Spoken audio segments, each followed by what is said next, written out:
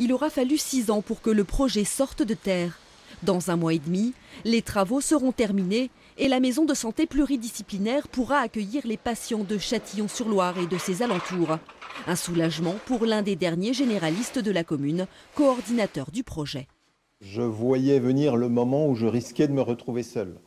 Ce qui était, étant donné la population locale, tout à fait impossible, inadapté, et m'aurait poussé immanquablement soit à faire un burn-out, soit et surtout à dévisser ma plaque et à fuir cette surcharge de travail certaine. Bientôt, dans ces locaux, une quinzaine de professionnels dans 7 spécialités, avec de la place pour en accueillir d'autres. Une salle de réunion pour échanger sur les cas, des logements pour accueillir des stagiaires et de la télémédecine. Une manière aussi de revitaliser ce secteur rural. Cette maison, on a voulu qu'elle soit dans le centre-ville, parce que ça dynamisait le commerce local.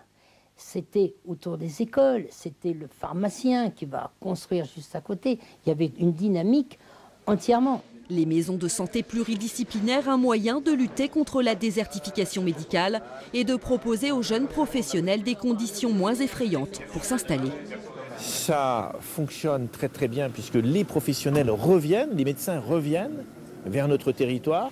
On était dans une situation où on n'avait pas vu un jeune médecin s'installer depuis 10 ans. L'an passé, on a eu 83 jeunes médecins qui se sont installés.